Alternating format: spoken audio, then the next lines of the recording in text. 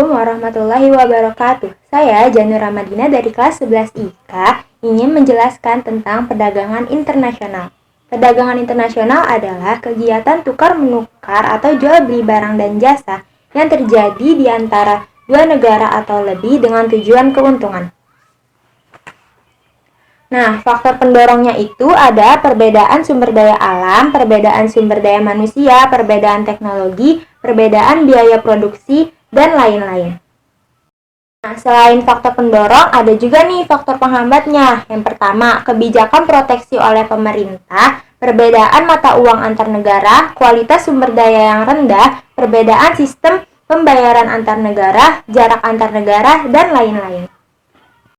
Ada manfaat dari perdagangan internasional. Yang pertama itu menjaga stabilitas harga, menambah devisa negara, memperluas lapangan kerja, transfer teknologi, memperluas pasar hasil produksi, peningkatan kualitas produk, meningkatkan daya saing negara, dan mempererat persahabatan antar negara.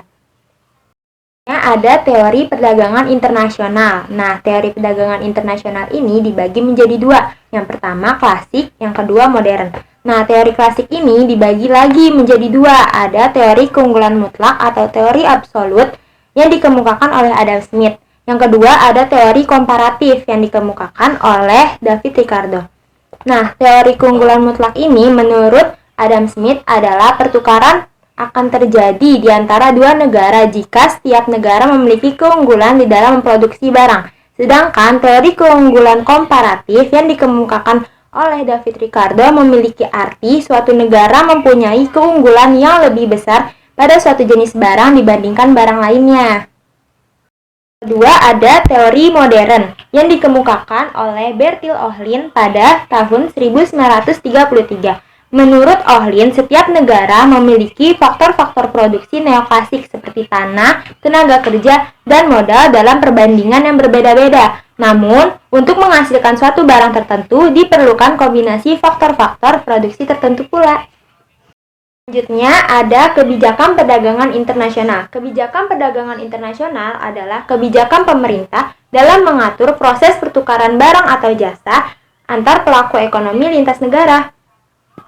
Macam kebijakan internasional itu ada di dalam bidang ekspor dan ada juga di dalam bidang impor. Di dalam bidang ekspor yang pertama itu ada tarif. Tarif adalah pembebanan pajak terhadap barang-barang yang melewati batas suatu negara. Yang kedua ada subsidi. Dalam kebijakan ini pemerintah memberikan subsidi kepada perusahaan untuk memproduksi barang atau jasa. Yang ketiga ada dumping. Dumping adalah kebijakan yang menetapkan harga jual barang di luar negeri lebih murah dibandingkan dengan harga di dalam negeri.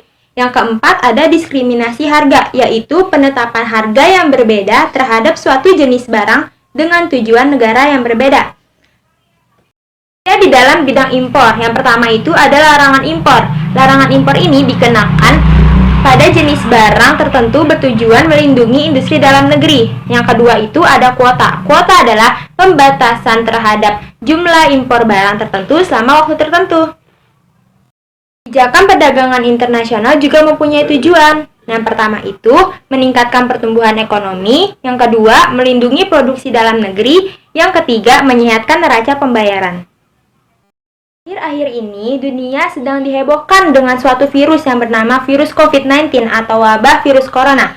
Virus tersebut memberikan pengaruh yang sangat besar terhadap perdagangan internasional. Karena sebagian besar negara di dunia menerapkan sistem lockdown yang artinya tidak ada kegiatan ekspor-impor dari satu negara ke negara lain. Hal itu menyebabkan perdagangan memburuk, penerimaan pajak sektor perdagangan juga menurun. Cukup sekian yang dapat saya sampaikan tentang perdagangan internasional ini. Kurang lebihnya mohon maaf. Wassalamualaikum warahmatullahi wabarakatuh.